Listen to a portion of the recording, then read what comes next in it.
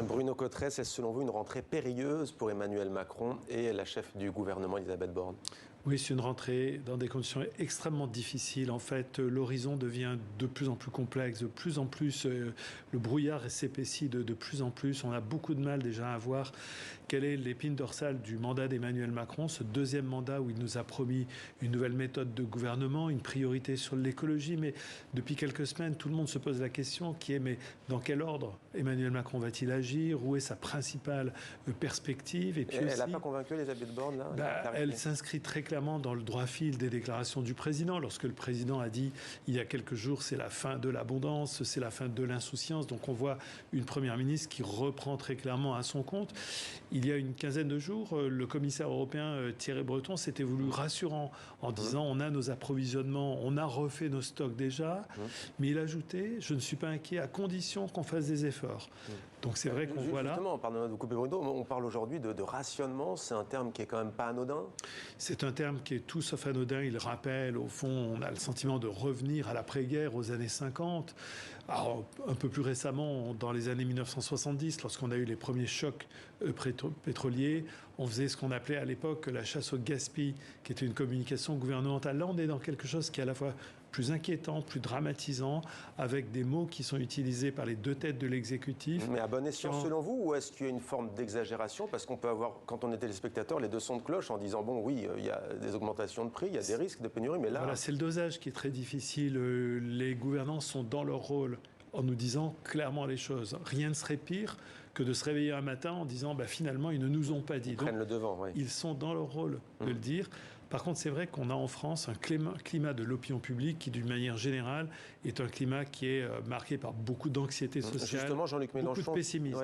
Disait hier que les extrêmes ne vont faire que monter. Pour vous, l'opposition à ce gouvernement d'Elisabeth Borne, est-ce que c'est la NUP, la coalition de gauche, ou est-ce que c'est le Rassemblement national? Ce sont les deux. On a vu un Jean-Luc Mélenchon extrêmement offensif hier, pas du tout à la retraite, effectivement. Sans fonction officielle, mais pas à la retraite. Voilà, revenant sur ces thèmes favoris, la question de l'écologie, la question de la préservation de ce qu'il appelle les biens communs, la question aussi de la juste répartition des richesses, du travail. Donc des thèmes sur lesquels Jean-Luc Mélenchon a déjà fait campagne. Il s'est montré offensif, il en a appelé à une grande marche à la mi-octobre. Et puis du côté du Rassemblement national, on a été plus discret pour le moment, mais on est sur ses fondamentaux. Marine Le Pen n'a pas du tout... elle va quitter la présidence du Rassemblement national de manière définitive. Elle est sans aucun doute déjà dans la perspective des prochaines échéances politiques. Alors, quid des syndicats, j'allais dire, qui comptent en France? À quoi faut-il s'attendre concernant la délicate réforme des retraites? C'est vrai qu'il y a un paradoxe. Emmanuel Macron nous a expliqué que cette réforme des retraites se ferait. Il l'a dit très clairement pendant sa campagne présidentielle. Et puis on voit que pour le moment, on est toujours un peu dans le flou. On ne sait pas très bien le calendrier, le paramétrage de cette réforme. Et puis les syndicats sont curieusement absents du tableau depuis la réélection d'Emmanuel Macron. Donc il est temps que le dialogue social revienne, sans aucun doute que pour le moment les syndicats prennent la température du côté de l'exécutif et réciproquement. On va voir sans doute les syndicats très fortement présents parce qu'il y a deux dossiers qui les concernent au premier chef.